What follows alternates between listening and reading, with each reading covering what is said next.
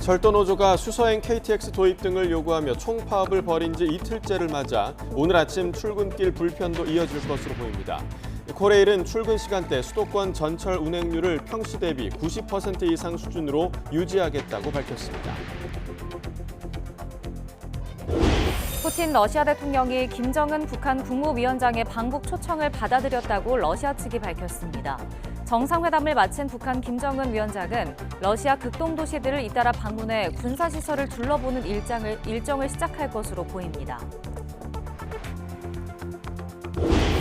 북한이 이미 한 달 반 전부터 러시아에 탄약을 제공하고 있다고 우크라이나 국방부가 주장했습니다. 북한의 재래식 무기와 러시아의 첨단 군사기술 거래가 이미 시작된 것 아니냐는 우려가 터지고 있습니다. 원유 공급 차질 우려가 이어지면서 브렌트유에 이어 서부 텍사스산 원유 가격도 배럴당 90달러를 돌파했습니다. 계속되는 유가 상승이 미국 물가를 다시 끌어올리면서 미 연방준비제도가 다음 주 통화정책회의에서 어떤 변화를 보일지 주목됩니다. 아동학대 신고를 한 원생 부모가 이를 사과하러 간 교사를 대변 기저귀로 폭행했다는 소식이 공분을 사고 있습니다. 원생의 부모 측은 아동학대와 막무가내 입원실 방문에 감정이 폭발했었다며 기저귀를 던진 행위는 잘못이었다고 인정했습니다. 오늘 전국에 다시 비가 시작돼 휴일까지 길게 이어질 전망입니다. 다음 주 중반부터는 서울 아침 기온이 17도 안팎까지 떨어지면서 쌀쌀한 가을 날씨가 찾아올 전망입니다. 시청자 여러분 안녕하십니까? 굿모닝 YTN 2부 시작합니다. 그제 열린 북러 정상회담에서 푸틴 대통령이 김정은 국무위원장의 방북 초청을 받아들였다고 러시아 측이 밝혔습니다. 당시 김 위원장에게 소개하며 자랑한 푸틴 대통령의 리무진이 화제에 올랐습니다. 보도에 김태현 기자입니다. 북러 정상회담이 열린 다음 날, 크렘린궁은 전날 1대1 회담에서 김정은 위원장이 북한 방문을 초청했으며 푸틴 대통령이 감사히 수락했다고 밝혔습니다. Также уже во время собственно, общения тет-а-тет Ким Чен Ын пригласил Путина посетить Северную Корею с визитом. Путин с благодарностью принял это. 모든 세부적인 조율은 외교 채널을 통해 이루어질 계획입니다. 회담 당일 크렘린궁은 기자들에게 푸틴 대통령의 방북 계획이 아직 없다고 밝혔습니다. 그러다가 다음 날 북한 관영통신이 방북 초청과 푸틴의 수락을 보도하자 사실을 확인해 준 겁니다. 러시아 측은 북러 정상이 서로 소총을 선물했다는 것도 밝혔습니다. 푸틴 대통령은 또 김 위원장에게 우주에 여러 번 다녀온 적이 있는 우주복의 장갑도 선물했습니다. 한편 푸틴 대통령이 김정은 위원장에게 자랑한 러시아산 고급 리무진이 화제입니다. 그는 우주기지에서 정상회담에 앞서 김 위원장에게 자신의 아우루스 리무진을 보여줬습니다. 김 위원장은 차를 살펴본 뒤 푸틴 대통령의 권유에 따라 뒷좌석에 직접 앉아보고 옆자리에 푸틴 대통령에게 차에 대해 질문했습니다. 러시아판 롤스로이스로 불리는 이 리무진은 제작비가 약 1,700억 원으로 무게 7톤의 방탄 장갑차입니다. 앞서 2018년 트럼프 전 미국 대통령도 싱가포르에서 만난 김정은 위원장에게 자신의 리무진, 일명 비스트를 보여줬습니다. 탑승도 권한 것으로 알려졌지만 김 위원장은 이때는 직접 타지 않았습니다. YTN 김태현입니다. 푸틴 대통령과 북러 정상회담을 마친 김정은 북한 국무위원장의 다음 행선지는 하바롭스크주 콤소몰스크 나 아무레입니다. 푸틴 대통령 없이 김 위원장 홀로 러시아 극동 도시들을 잇따라 방문할 예정인데 김 위원장은 주로 군사 관련 시설을 둘러볼 것으로 보입니다. 보도에 최도희 기자입니다. 푸틴 러시아 대통령과의 정상회담을 마친 김정은 북한 국무위원장. 정상회담 이후로 김 위원장의 나홀로 순방이 시작됐습니다. 김정은 동지께서는 러시아 지도 간부들과 러시아 연방 무력 육해공군병의 위병대의 환송을 받으시며 다음 방문지로 출발하셨습니다. 다음 목적지는 정상회담이 열린 보스토치니 우주기지로부터 동쪽으로 약 1000km 이상 떨어진 하바롭스크주의 콤소몰스크 나아무레. 앞서 푸틴 대통령이 정상회담이 끝난 뒤 러시아 언론에 김 위원장이 방문할 예정이라고 언급한 곳입니다. 각종 군 관련 시설이 있는 군수도시로 김 위원장은 러시아의 첨단 다목적 전투기인 수호이 57 등을 생산하는 유리 가가린 전투기 공장은 물론 군함을 건조하는 아무르 조선소 등을 둘러볼 것으로 보입니다. 앞서 김정일 국방위원장도 이곳을 찾아 전투기 생산 공장 등을 둘러봤다는 점에서 김 위원장 입장에선 특별한 의미를 부여할 수 있는 곳이기도 합니다. 하바롭스크주 방문이 끝나면 다시 전용 열차로 남쪽으로 1000km 이상 떨어진 연해주 블라디보스토크로 향할 예정입니다.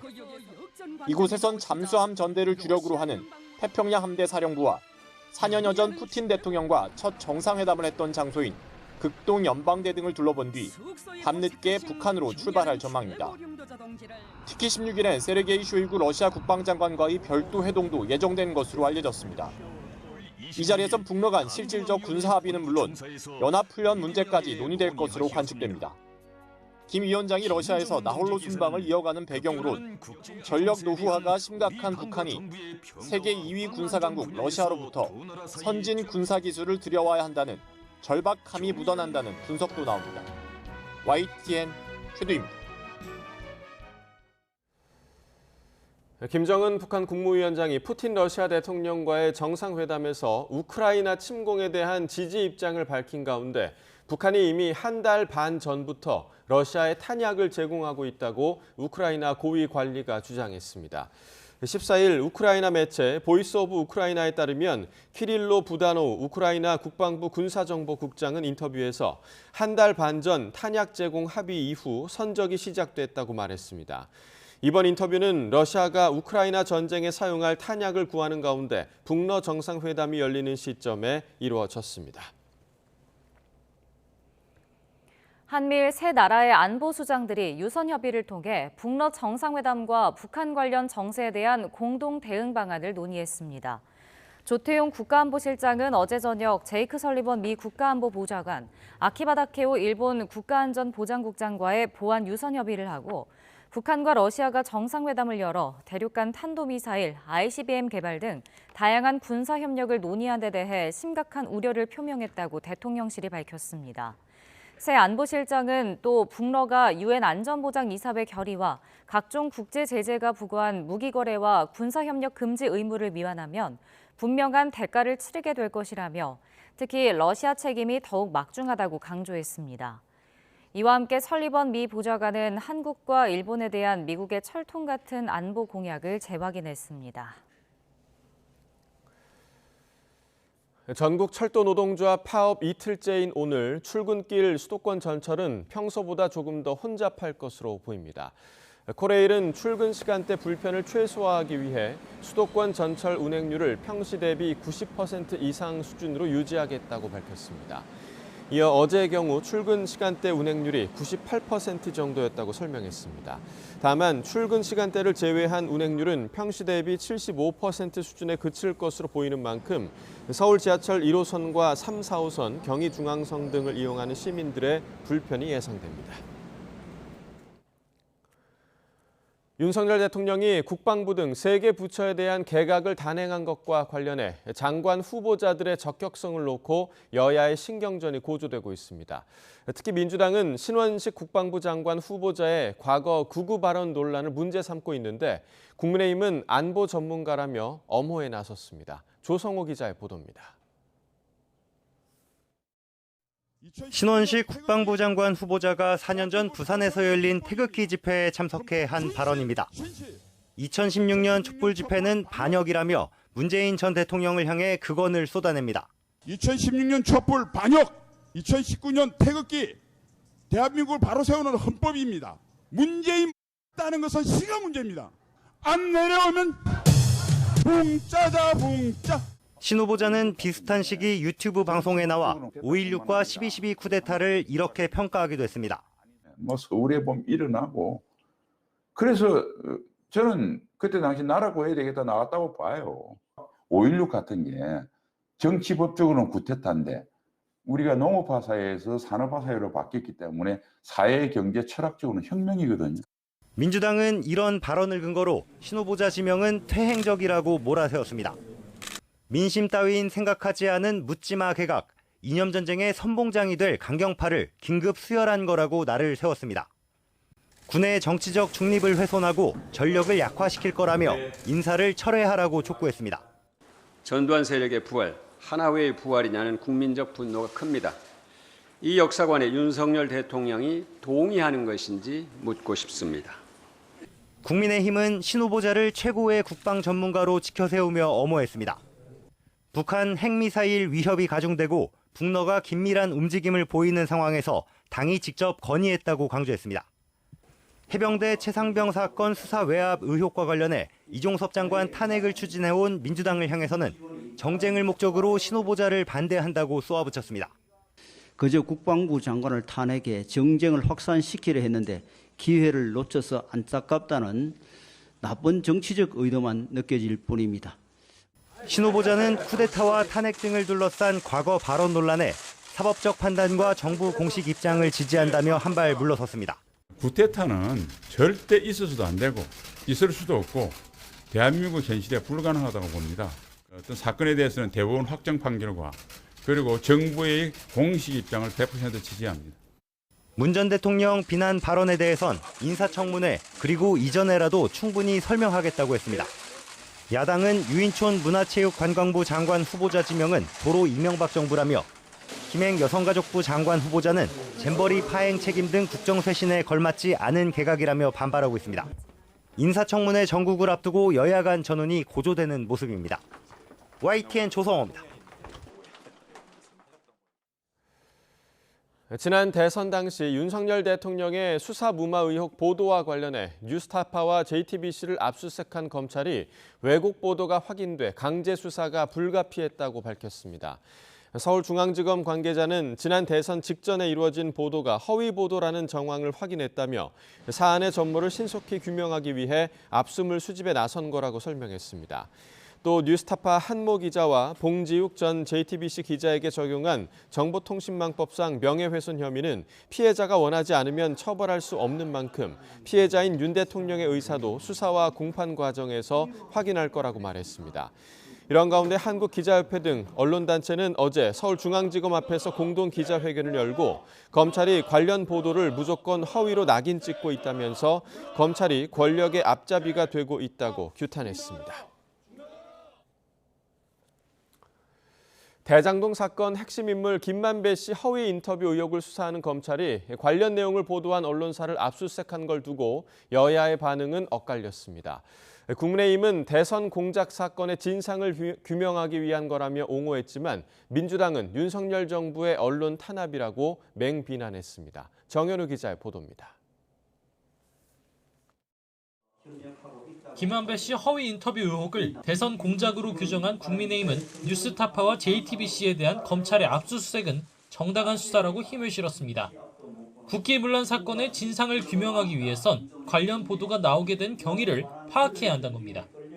예고한 대로 해당 인터뷰 내용을 인용 보도한 전현직 라디오 시사 프로그램 진행자 3명까지 고발하며 압박 수위를 끌어올렸습니다.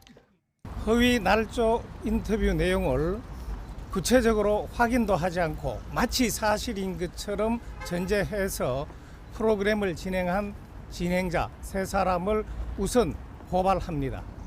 이번 사건의 배후에 민주당과 이재명 대표가 있는 것 아니냐는 의혹을 거듭 제기하며 당 차원의 진상조사에도 속도를 내고 있습니다. 사실 여부 이런 것들 확인하고 조율하고 이런 내용을 다뤘습니다. 너무나 큰 사이즈다. 그러니까 단순히 이것은 개인에 의한 작품이 아닐 것이다. 민주당은 반박했습니다. 여당이 주장하는 배후설을 일축하며 역사관과 오염수 문제 등으로 수세에 몰린 여권이 국면전환용 수사에 나선 거라고 날을 세웠습니다.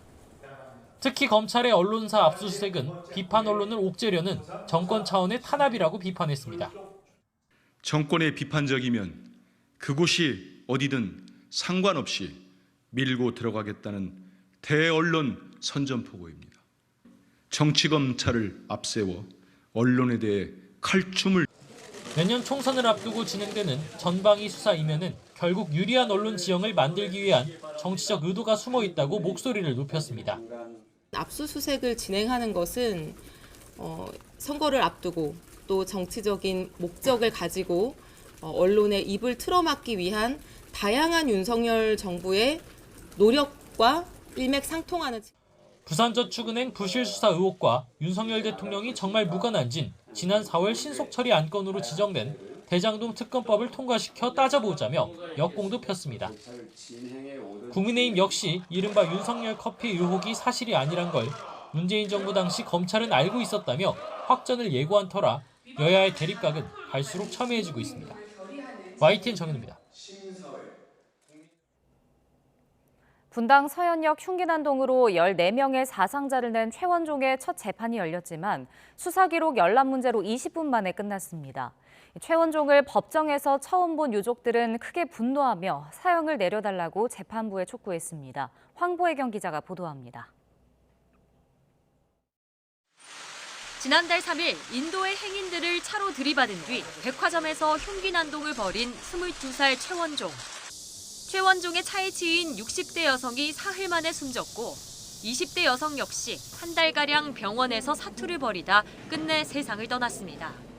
첫 재판에서 검찰은 조현성 성격장애를 앓는 최원종이 스토킹 조직이 괴롭힌다는 망상을 현실로 착각하고 폭력이 근본적인 해결책이란 생각에 이르렀다고 분석했습니다. 이어 최원종의 범행으로 무고한 시민 14명이 피해를 입었고 국민도 큰 충격과 혼란을 겪었다고 지적했습니다. 앞서 법원에 비공개 재판을 요청했던 최원종 측은 사선 변호인을 추가로 선임했습니다. 검찰이 제기한 공소사실에 대해선 아직 수사 기록을 열람하지 못했다면서 다음 기일에 인정 여부를 밝히겠다고 답했습니다.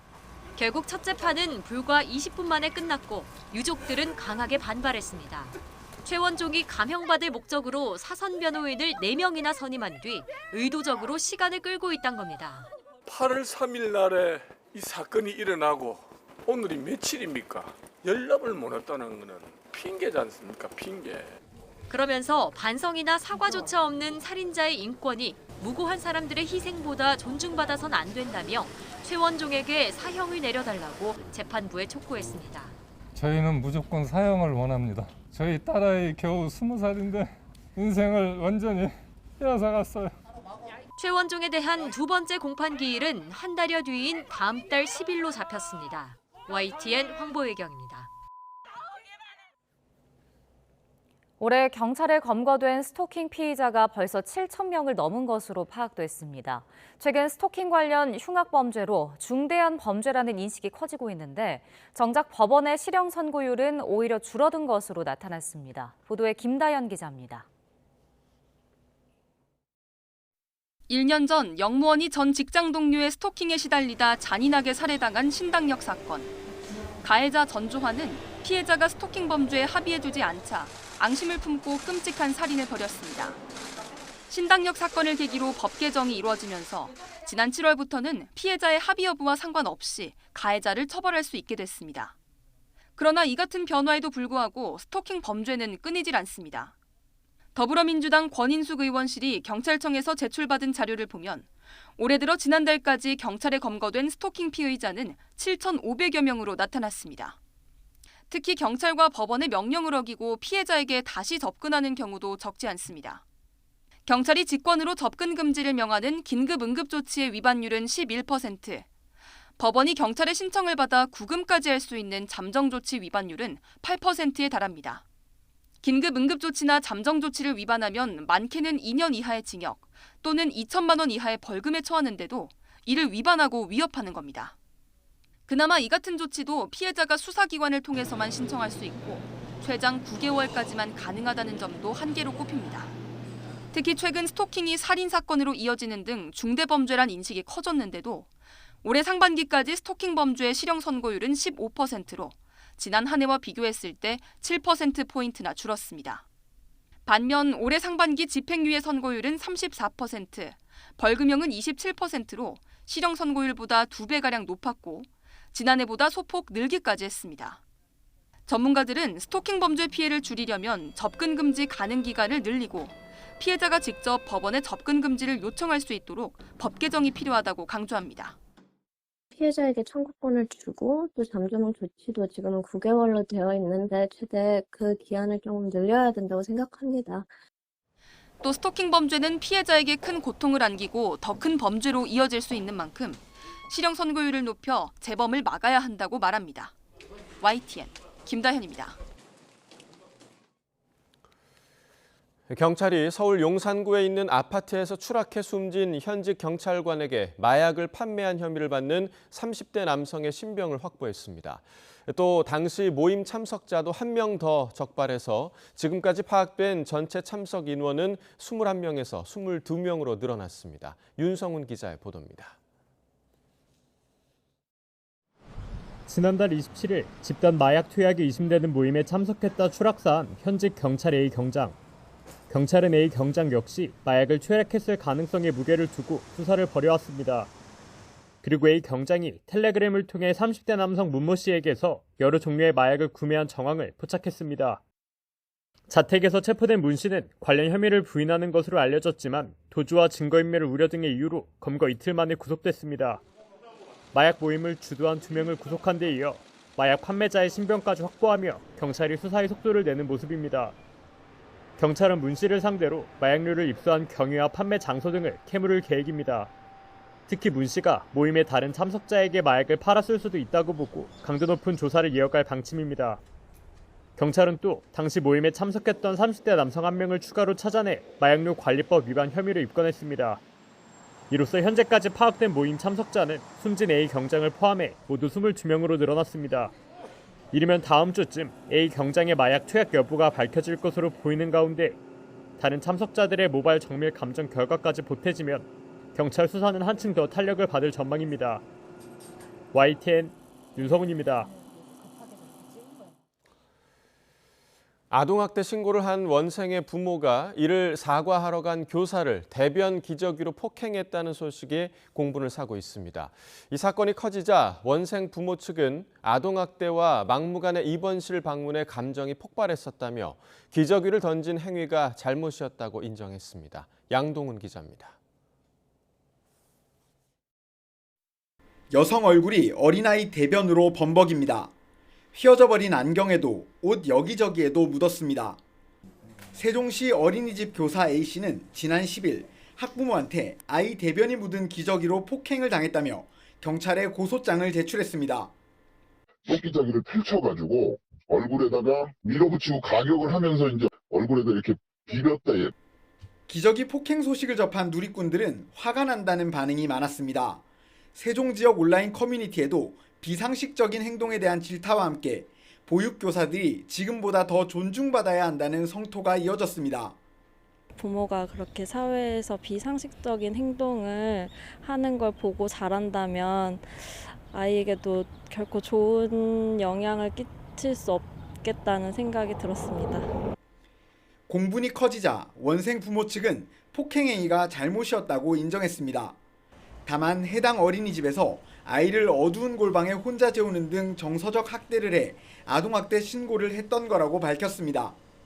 답답한 표현을 뒤로 넘어가면서 머리를 박으면서 한다든지 소리를 지른다든지 장난감을 가지고 놀다가 두드린다든지 이런 이상한 행동을 할 때 이런 상황에 교사가 연락도 없이 아이 동생이 입원해 있는 병원에 그것도 외부인 출입이 금지된 입원실에 막무가내로 들어온 것을 보고 감정이 폭발했다고 해명했습니다.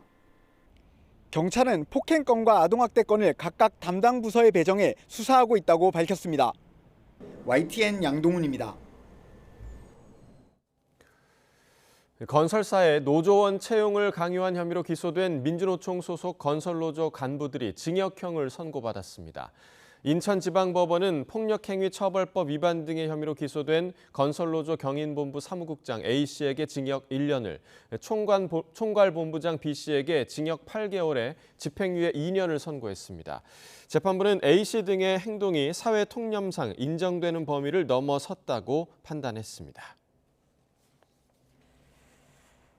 원유 공급 차질 우려가 이어지면서 브렌트유에 이어 미국 내 원유 가격의 지표가 되는 서부 텍사스산 원유 가격도 배럴당 $90를 돌파했습니다. 계속되는 유가 상승이 미국 물가를 다시 끌어올리면서 미 연방준비제도가 다음 주 통화정책회의에서 어떤 변화를 보일지 주목됩니다. 현지 시각 14일 뉴욕 상업거래소의 10월 인도분 WTI 선물 가격 종가는 배럴당 90달러 16센트로 전날 종가보다 1.85% 상승했습니다. WTI 가격이 배럴당 90달러를 웃돈 것은 지난해 11월 이후 10개월 만입니다. 한국은행이 향후 통화정책 방향과 관련해 물가 안정에 중점을 두고 긴축 기조를 상당 기간 지속하면서 추가 금리 인상 필요성을 판단하겠다고 밝혔습니다. 한은이 어제 발표한 통화 신용 정책 보고서를 보면 경제 성장세가 점차 개선되고 있지만 물가 상승률이 상당 기간 목표 수준인 2%를 웃돌 것으로 전망된다며 이같이 설명했습니다. 이어 소비자 물가 상승률이 누적된 비용 상승 요인의 파급 영향과 공공요금 인상 관련 불확실성 등으로 인해 둔화가 지연될 가능성이 있다고 진단했습니다. 대기업과 지역 상공인들이 힘을 모아 지역 문제 해결 방안을 찾는 포럼을 만들었습니다.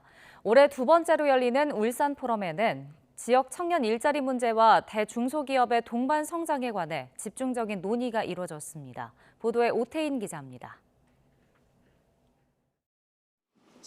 울산 지역 대학생과 중소기업, 대기업 관계자들이 한자리에 모였습니다. 무대에 나선 발표자 말에 귀 기울입니다. 울산 포럼이라 이름 붙은 공개 토론의 주제는 청년의 지방 제조업 일자리 기피와 대중소기업 ESG 경영 역량 양극화, 지역을 살리고 대기업과 중소기업 사이 동반 성장을 논의하는 자리가 열린 겁니다. 대학교 다니면서 취업 준비하고 있는데 울산의 많은 기업인들이 어떤 생각을 가지고 있는지 또 청년들은 어떤 생각을 가져야 하는지 궁금해서 참여하게 되었습니다. 울산 포럼이 열린 건 지난해에 이어 두 번째입니다. 울산에 정유화학 공장을 둔 SK그룹과 지역 기업 등 상공계가 중심이 돼 지역 문제 해결 실마리 찾기에 나선 겁니다. 다시 한번 울산의 제도약과 지속 가능한 성장을 위해서는 지역사회 구성원들의 사회적 공감대 마련이 필요한 때라고 생각합니다. SK그룹 첫 지역 포럼인 울산 포럼은 그룹의 미래 발전 방안을 논의하는 이천 포럼의 경험과 지식을 지역과 공유하기 위해 시작됐습니다. 특히 이번 포럼은 지역사회 구성원의 목소리를 듣고자 3개월 동안 기업과 청년의 의견을 듣고 주제를 선정했습니다. 새로운 방안과 해결책을 찾아나갈 수 있는 그런 희망을 계속 저는 보는 것 같습니다. 여기서 울산 포럼이 잘 되면은 나는 이러한 포맷들이 다른 지방 도시나 지방에서도 충분히 이런 것들을 소화해 나갈 수가 있다라고 생각합니다. 정치권이나 지자체가 아닌 민간 기업이 주도하는 지역 발전 포럼인 울산 포럼. 울산 포럼이 지방 소멸 시대를 맞아 지역에 활력을 불어넣는 아이디어 창고 역할을 할지 주목됩니다. YTN 오태인입니다. 성남광역정수장에 온실가스를 전혀 배출하지 않고 수소를 생산하는 시설이 만들어졌습니다. 환경부와 한국수자원공사는 경기 성남시 성남광역정수장 그린수소 생산시설 준공식을 열었습니다. 44억 원이 투입된 성남광역정수장 그린수소 생산시설에서는 하루 118kg 수소가 생산될 예정으로 이는 수소차 40대를 충전하는 양입니다.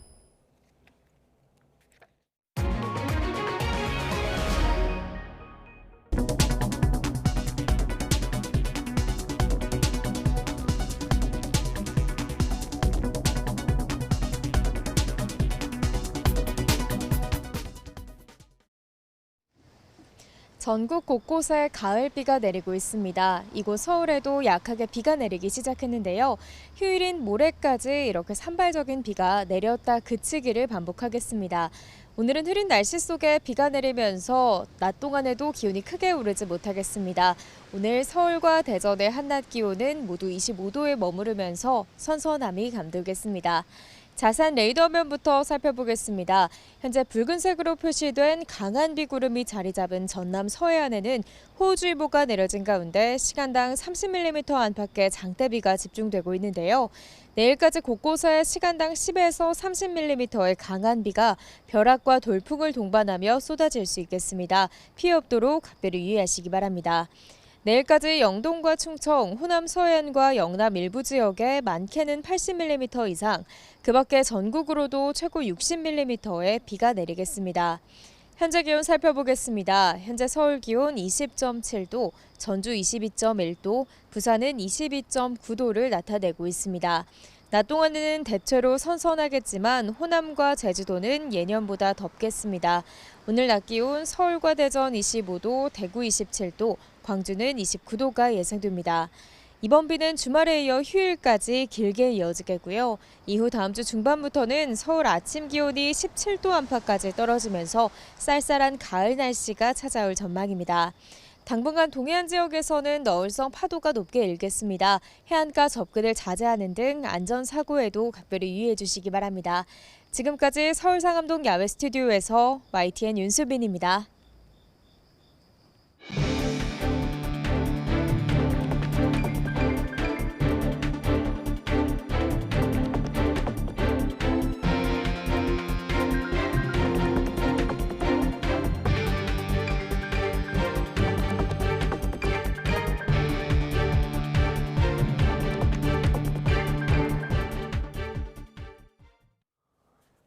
김정은 북한 국무위원장이 러시아를 방문 중인 가운데 북한이 한 달 반 전부터 러시아에 탄약을 제공하고 있다는 주장이 나왔습니다. 우크라이나 국방부의 주장인데요. 북한의 재래식 무기와 러시아의 첨단 군사기술 거래가 이미 시작된 것 아니냐는 우려가 커지고 있습니다. 보도에 이상순 기자입니다. 지난 7월 말 러시아의 세르게이 쇼이구 국방장관이 군사 대표단을 이끌고 평양을 방문한 모습입니다. 명목상으론 북한의 70주년 전승일을 축하하기 위한 것이었는데 김정은 북한 국무위원장이 이들을 환대했습니다. 김정은 동지께서는 쇼이구 국방상과 반갑게 상봉하시고 따뜻한 인사를 나누시었습니다. 하지만 김 위원장이 쇼이구 장관에게 자국산 무기를 직접 소개하면서 우려가 시작됐습니다. We're seeing Russia desperately looking for support for weapons wherever it can find them to continue to prosecute its aggression against Ukraine. 우크라이나는 나아가 이 시점에서 이미 북한과 러시아가 탄약 제공을 합의했다고 보고 있습니다. 카릴로 부다노우 우크라이나 국방부 군사정보국장은 자국 매체와의 인터뷰에서 북한과 러시아가 이미 한 달 반 전 탄약 제공을 합의했고 이후 선적이 시작됐다고 주장했습니다. 부다노우 국장은 또 북한은 무기를 대량 생산할 수 있는 주요 국가 중 하나이며 이는 러시아가 따라올 수 없는 것이라고 평가했습니다. 북한이 러시아에 우크라이나 전쟁에 필요한 무기를 제공하고 있다는 주장은 이번이 처음은 아닙니다. 지난 7월 29일에는 우크라이나 포병대가 러시아에 지원하려던 북한산 로켓을 빼앗아 러시아군을 공격했다는 보도가 나왔고 앞서 지난해 12월에는 북한이 러시아 용병단 와그너 그룹에 보병용 로켓과 미사일을 판매했다는 미 백악관의 발표가 있었습니다. 북한이 재래식 무기를 제공하기 시작했다면 우크라이나 상황이 급한 러시아가 ICBM과 핵잠수함 등 첨단 군사기술 제공에 대해 이미 일정 부분 합의했을 수도 있다는 우려가 나오고 있습니다. YTN 이상순입니다. 김정은 위원장과 푸틴 대통령의 회담이 끝나자마자 미국 정부는 러시아와 관련한 대규모 제재를 추가로 단행했습니다. 특히 그동안 제재 구멍으로 지목됐던 튀르키예와 핀란드와 같은 동맹국 기업도 제재 명단에 포함시키며 제재 강도를 한층 끌어올렸습니다. 워싱턴 권준기 특파원입니다. 미국 정부의 신규 제재 명단에는 러시아 최대 자동차 기업인 아부토바즈 등 150여 개 기업과 개인이 이름을 올렸습니다. 우크라이나 전쟁에 간접적으로 도움을 주는 러시아 제조업과 건설업을 옥죄기 위해 제재 범위를 넓혔습니다. 반도체와 항공 철도 부품 등 무기로도 사용될 수 있는 이른바 이중용품까지 타깃으로 삼은 겁니다. 북한이 바그너 그룹에 무기를 전달하는 데 관여했던 개인도 제재 명단에 포함됐습니다. 이번 북러 정상회담 이후 무기 거래를 용납하지 않겠다는 메시지를 던진 것으로 해석됩니다. And an individual affiliated with the Wagner Group who was involved in the shipment of munitions from the Democratic People's Republic of Korea to the Russian Federation. 특히 이번 제재에는 나토 동맹국인 핀란드와 튀르키예 기업도 포함됐습니다. 중립행보를 보이며 제재 우회로로 쓰인 나라를 더 이상 봐주지 않겠다는 겁니다.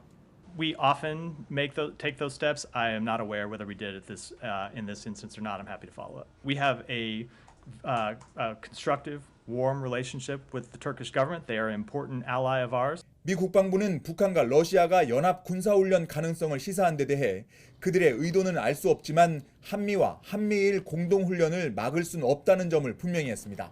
I don't think any type of exercise between the DPRK and Russia would deter our own advances and our own relationships within with the ROC or Japan. 미국이 스웨덴 나토 가입에 키를 쥐고 있는 튀르키예까지 신규 제재 명단에 올린 건 그만큼 북러 정상회담 이후 제재 강도를 높이겠다는 의지를 보인 것으로 해석됩니다. 워싱턴에서 YTN 권준기입니다. 국가안전보장회의 NSC는 김정은 북한 국무위원장과 푸틴 러시아 대통령의 회담 결과에 대해 강하게 규탄했습니다. 조태용 국가안보실장 주재로 어제 열린 정례 NSC 상임위원회는 북러 정상회담에서 국제사회의 거듭된 경고에도 ICBM 개발을 포함한 다양한 군사협력이 논의됐다는 사실을 매우 엄중하게 평가했습니다. NSC 상임위원들은 북한과 러시아가 유엔 안전보장이사회 결의와 국제 제재에 담긴 무기 거래, 군사협력 금지 의무를 준수해야 한다고 강력히 촉구했습니다. 북한과 러시아의 밀착 속에 우리나라와 미국의 외교, 국방 고위급 협의체인 확장 억제 전략 협의체 EDSCG 회의가 오늘 서울에서 개최됩니다. 외교부와 국방부는 이번 회의에서 날로 고도화, 노골화되는 북한의 핵미사일 위협 속에서 확장 억제 실행력을 강화하기 위한 양국 간 정책과 전략적 협력 방안을 포괄적이고 심도 있게 논의할 계획입니다. 전국 철도노조가 수서행 KTX 도입을 요구하며 총파업을 벌인 지 이틀째 출근길 승객들 불편이 여전히 이어지고 있습니다. 어제 오후 3시 기준 열차 운행은 평시 대비 76% 수준을 기록했습니다. 수도권 전철은 평시 대비 83%, KTX는 76%, 일반 열차는 68% 수준으로 운행됐고 화물열차 운행률은 26%로 집계됐습니다. 파업 첫날 참가율은 21.7%로 4년 전 총파업 당시인 22.8%보다 소폭 낮았습니다. 철도노조는 수서행 KTX 도입과 KTX와 SRT 통합 운영 등을 요구하며 오는 18일까지 나흘간 총파업을 이어가겠다는 방침입니다. 더불어민주당 이재명 대표 단식 농성장에서 소란을 피우던 50대 여성이 경찰에 흉기를 휘둘러 2명이 다쳤습니다. 서울 홍지동에서는 마을버스가 미끄러져 승객 17명이 다치는 등 교통사고와 화재도 이어졌습니다. 밤사이 사건 사고 소식 안동준 기자가 보도합니다. 더불어민주당 이재명 대표 단식 농성장이 있는 국회 본청 건물 앞. 어제 저녁 50대 여성 김모 씨가 이곳에서 흉기를 휘둘러 국회 경비대 소속 경찰 2명이 다쳤습니다. 경찰은 농성장 앞에서 소란을 피운 김 씨를 끌어내고 있었는데 이 과정에서 흉기를 꺼내 휘두른 겁니다. 김 씨는 이 대표 지지 문구가 적힌 손팻말을 가지고 있었는데 경찰은 김 씨를 상대로 정확한 사건 경위를 조사하고 있습니다. 도로 위에 덩그러니 세워진 마을버스 주위로 경찰과 소방대원들이 분주하게 움직입니다. 어제 저녁 서울 홍지동에서 오르막길을 가던 마을버스가 뒤로 미끄러지면서 주차돼 있던 차량 2대를 들이받았습니다. 승객 17명이 다쳐 병원으로 옮겨졌는데 경찰은 전기 버스 시동이 꺼져 사고가 난 것으로 보고 있습니다. 어제 오후에는 서울 고척동 지하차도 오르막길에서 공사용 특수 차량이 갑자기 뒤로 갔습니다. 이를 피하려던 승용차 등 모두 8대가 잇따라 추돌하며 운전자 4명이 병원으로 옮겨졌습니다. 특수 차량 운전자는 브레이크가 잘 작동하지 않아 확인하려고 차를 멈추고 내린 사이 차량이 뒤로 가기 시작했다고 진술했습니다. 어젯밤 인천 연희동에서는 승용차 한 대가 신호를 기다리며 멈춰있는 SUV를 들이받았습니다. 30대 승용차 운전자는 혈중 알코올 농도 수치가 면허 취소 수준이었던 것으로 파악됐습니다. 어제 오후 전남 여수시 주암동에서는 승용차 운전자가 길가에 전신주를 들이받아 병원으로 이송됐습니다. 전신주가 쓰러지면서 인근 공장을 포함해 일대의 전력 공급이 1시간 40분가량 중단됐습니다. YTN 안동준입니다. 최근 서울 강남에서 고가의 수입차를 운전하는 젊은 운전자들이 잇따라 무리를 일으키고 있는데 이번엔 무면허 상태로 벤틀리를 몰던 남성이 사고를 내고 붙잡혔습니다. 경찰은 이 남성의 마약 투약 여부를 확인하기 위해 정밀 검사를 진행할 예정입니다. 보도에 임혜진 기자입니다. 서울 강남 한복판, 경찰관이 문신을 한 운전자를 향해 테이저건을 겨눕니다. 30대 남성 A씨는 고가의 벤틀리 차량을 몰다가 달리던 택시를 들이받았습니다. 음주운전이 의심된다는 신고를 받고 출동한 경찰을 피해 달아나다 사고를 낸 겁니다. A씨는 음주 측정을 거부하고 차에서 버티다 차량 밖으로 나왔습니다. 밖에 펑 소리가 나서 밖에 쳐다보니까 사고가 나 있었고 그냥 제가 본 장면은 경찰들이 테이저건 쏘고 쏘려고 테이저건은 저희가 어떻게 보면 갖고 있는 거니까 그냥 항복하는 엎드려서. 경찰 조사 결과 A씨는 면허가 취소된 상태에서 차를 몰다 사고를 낸 것으로 확인됐습니다. 검거 당시 A씨의 상태를 의심한 경찰은 마약 간이시약 검사를 했지만 결과는 음성이었습니다. 경찰은 정확한 마약 투약 여부를 확인하기 위해 정밀 검사를 진행할 방침입니다. 또 A씨를 음주 측정 거부 혐의로 입건하고 구속영장 신청도 검토하고 있습니다. YTN 임혜진입니다. 신당역에서 직장 동료 여성을 스토킹하고 살해한 신당역 스토킹 살인 사건 1주기를 맞아 숨진 여성을 기리는 추모제가 진행됐습니다. 공공운수노조와 서울교통공사 노조는 어제 저녁 7시부터 신당역 앞에서 추모제를 열고 여성 노동자가 안전하게 일할 수 있도록 정부가 대책 마련에 나서야 한다고 촉구했습니다. 노조는 신당역 스토킹 살인 사건이 발생한 이후 서울시와 서울교통공사, 국회 등이 앞다퉈 여성 노동자 안전을 위한 대책을 내놨지만 1년이 지난 지금 변한 것이 없다고 주장했습니다. 한국은행의 기준금리 동결이 꽤 이어지고 있지만 주택담보대출금리는 연 6%를 넘기며 들썩이고 있습니다. 이렇게 고금리로 커진 상환 부담이 가계 빚 증가세에 제동을 걸 수 있을지 이영원 기자가 보도합니다. 기준금리는 지난 2월부터 연 3.5%에 묶여 있지만 시장금리는 훌쩍 뛰었습니다. 4대 시중은행의 주택담보대출 금리 상단은 변동 고정할 것 없이 연 6%가 넘습니다. 고정형 금리 기준이 되는 은행채 5년물 금리가 반년 만에 최고치를 기록하면서 대출 금리를 끌어올리고 있는 겁니다. 자금 조달을 하던 입장에서는 은행의 입장에서는 당연히 그 비용이 비싸질 수밖에 없는 거죠. 그 얘기는 대출을 하는 사람들한테 다시 금리를 좀 더 높게 받아야 되는 상황이죠. 이렇게 들썩이는 금리에도 가계빚은 계속 늘고 있습니다. 지난달 주택담보대출은 7조 원이나 급증했습니다. 3년 반 만에 오름폭이 가장 컸습니다. 이같이 빚을 내 집을 사는 사람이 늘고 있는 건 고금리 부담을 넘어선 집값 상승 기대감 때문입니다. 한국은행도 주택 경기가 앞으로 가계대출 증가 속도를 좌우할 것으로 보고 있습니다. 정부가 총부채 원리금 상환 비율, DSR 규제를 다시 조이며 대출 관리 강화에 나섰지만 얼마나 효과가 있을지는 미지수입니다. 대출 받을 사람 다 받았기 때문에 이미 너무 늦은 거고요. 지금 가계대출 증가세를 꺾을 유일한 방법은 수요가 많은 수도권 핵심지에 신규 주택이 얼마나 많이 공급될 것인지. 결국 공급을 늘려 주택가격 상승에 대한 기대가 꺾여야 고금리 상황에서도 집을 사는 영끌 수요를 줄일 수 있다는 겁니다. 이에 추석 전 발표될 정부의 주택 공급 대책에 따라 가계빚 증가 추이도 가늠할 수 있을 것으로 보입니다. YTN 이영원입니다.